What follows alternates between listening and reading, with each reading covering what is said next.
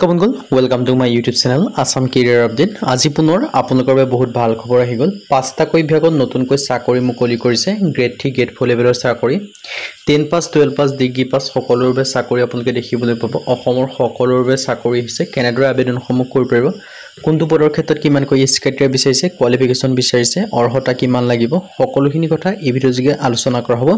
যদি ভিডিঅ'টো ভাল পায় ভিডিঅ' লাইক কৰিব পাৰে, লগৰ চেনেলটো ছাবস্ক্ৰাইব কৰি দিব পাৰে। এনেকুৱা ধৰণৰ ভিডিঅ'সমূহ প্ৰতিদিনে পাই থাকিব পাৰে। আৰু আমাৰ হোৱাটছআপ চেনেল ভিডিঅ' ডেছক্ৰিপশ্যন দিয়া আছে, তাত গৈ আপোনালোকে ফ'ল'টো কৰি লওক। তেতিয়া আপোনালোকে ডেইলি জবৰ আপডেটসমূহ পাই থাকিব পাৰিব। আৰু ভিডিঅ'টো যিমান পাৰে কিমান বন্ধুৰ শ্বেয়াৰ কৰি দিয়ক, যাতে সকলো বন্ধুৱে ডেইলি জবৰ আপডেটসমূহ পাই থাকিব পাৰে। আহক আজি ভিডিঅ'টো আৰম্ভ কৰোঁ। পোনপ্ৰথমে যিটো বিভাগৰ পৰা ভেকেঞ্চি মুকলি কৰিছে, প্ৰথম যিটো বিভাগ হয় সেইটো হৈছে বেংক অফ বৰোদাৰ ফালৰ পৰা মুকলি কৰিছে। প্ৰায় 2500টা ভেকেঞ্চি মুকলি কৰিছে বেংক অফ বৰোদাৰ ফালৰ পৰা। লোকেল অফিচাৰৰ ভেকেঞ্চি মুকলি কৰিছে, লোকেল বেংক অফিচাৰৰ। আৰু ইয়াৰ যিটো লাষ্ট ডেট সম্পৰ্কে যে মই ক'বলৈ যাওঁ, 24/7/2025 মানে জুলাই মাহৰ 24 তাৰিখ পৰ্যন্ত এই ভেকেঞ্চিকেইটাৰ কাৰণে আবেদনসমূহ কৰি ল'ব পাৰিব। বেংক অফ বৰোদাৰ ফালৰ পৰা ভেকেঞ্চিকেইটা মুকলি কৰিছে। Local bank officer LBO vacancy মুকলি কৰি দিছে। আপোনালোকৰ বাবে এটা ডাঙৰ সুযোগ আৰু সুবিধা আহিছে। চ' যদি আপোনালোকে ইণ্টাৰেষ্টেড হয়, আবেদনসমূহ যে কৰিম বুলি ভাবি আছে, তেন্তে ভেকেঞ্চিকেইটাৰ কাৰণে আবেদনসমূহ কৰি ল'ব পাৰিব। আৰু বিশেষকৈ অসমৰ ক্ষেত্ৰত 64 আৰু নৰ্থ ইষ্টৰ ক্ষেত্ৰতো আপোনালোকে ভালেখিনি ভেকেঞ্চি দেখিবলৈ পাব। আৰু বয়সৰ সময়সীমাৰ ক্ষেত্ৰত 21ৰ পৰা 30 বছৰৰ ভিতৰত সকলো কেণ্ডিডেটে ভেকেঞ্চিকেইটাৰ কাৰণে আবেদনসমূহ কৰি ল'ব পাৰিব। লগতে আপোনালোকে ইয়াত এজ ৰিলেক্সনসমূহ লাভ কৰিব পাৰিব। SC SC ক্ষেত্ৰত 5 বছৰকৈ, OBCৰ ক্ষেত্ৰত 3 বছৰকৈ, আৰু PWBDৰ ক্ষেত্ৰত 10 বছৰ। লগতে আপোনালোকৰ PWBD আনৰিজাৰ্ভৰ ক্ষেত্ৰত 10 বছৰ, আৰু PWDৰ ক্ষেত্ৰত OBCৰ ক্ষেত্ৰত যদি হয় আপোনালোকে 13 বছৰ পৰ্যন্ত ৰিলেক্সেশ্যনসমূহ লাভ কৰিব পাৰিব।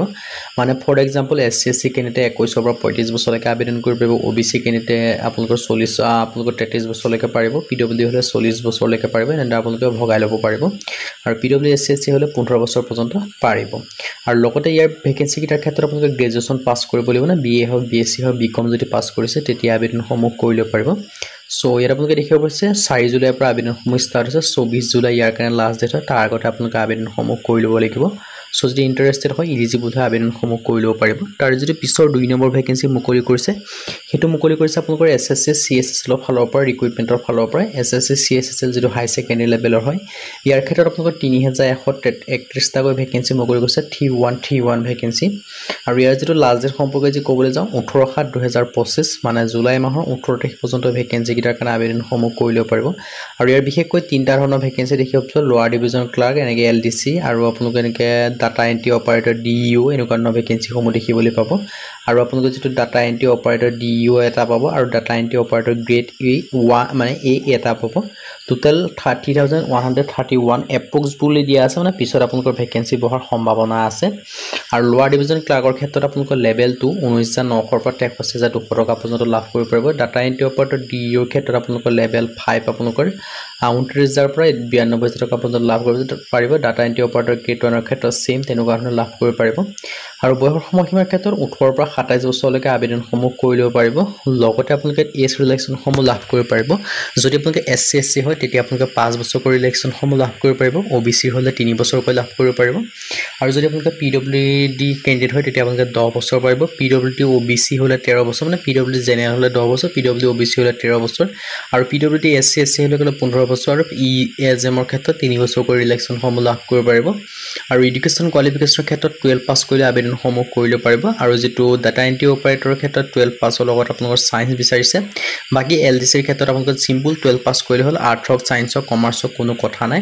আৰু ইয়াত আপোনালোকৰ এপ্লিকেশ্যন ফিছৰ কথা ধুনীয়াকৈ লিখি থোৱা আছে। আৰু চ' হাউ টু এপ্লাই ক্ষেত্ৰত ইয়াৰ কাৰণে SSC অফিচিয়েল ৱেবছাইটত গৈ আবেদনসমূহ কৰি ল'ব পাৰিব।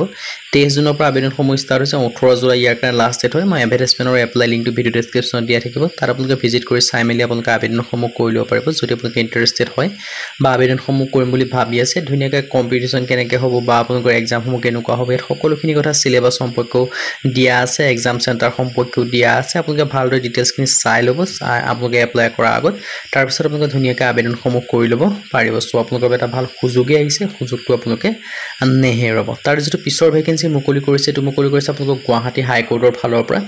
প্ৰায় 367 JAA পোষ্ট মুকলি কৰিছে আপোনালোকৰ অনলাইন যোগে। ইয়াৰ ক্ষেত্ৰত আবেদনসমূহ কৰি ল'ব পাৰিব।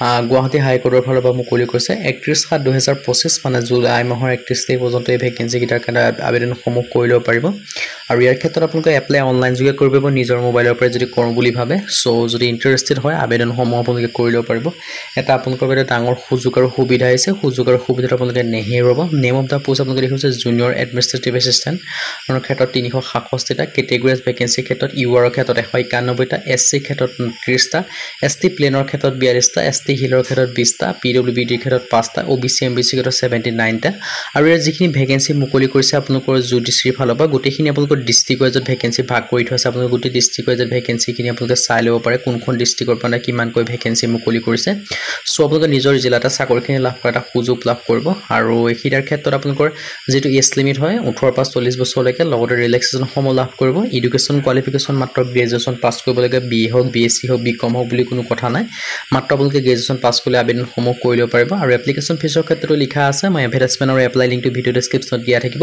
আপোনালোকে তাত ভালদৰে চাই মেলি আবেদনসমূহ কৰি ল'ব পাৰিব হাউ টু এপ্লাই ক্ষেত্ৰত ইয়াৰ কাৰণে গুৱাহাটী জুডিচিৰ যিটো অফিচিয়েল ৱেবছাইট আছে তাত গৈ আবেদনসমূহ কৰি ল'ব পাৰিব আজি ভিডিও মানে যদি ভিডিও ভাল পালে লাইক কৰিব পাৰে লগৰ চেনেলটো সাবস্ক্ৰাইব কৰি দিব পাৰে এনেকুৱা ন ভিডিওসমূহ প্ৰতিদিনে পাই থবে আৰু এই ভেকেঞ্চিটা অনলাইনটো আপোনালোকৰ 15 জুলাইৰ পৰা ষ্টাৰ্ট হ'ব সো যদি ইণ্টাৰেষ্টেড হয় এলিজিবল আবেদনসমূহ কৰি ল'ব পাৰিব আজি ভিডিও মানে যদি ভিডিও ভাল পালে লাইক কৰিব পাৰে লগৰ চেনেলটো সাবস্ক্ৰাইব কৰি দিব পাৰে এনেকুৱা ন ভিডিওসমূহ প্ৰতিদিনে পাই থবে আজিলৈকে ভিডিওত লগ পাম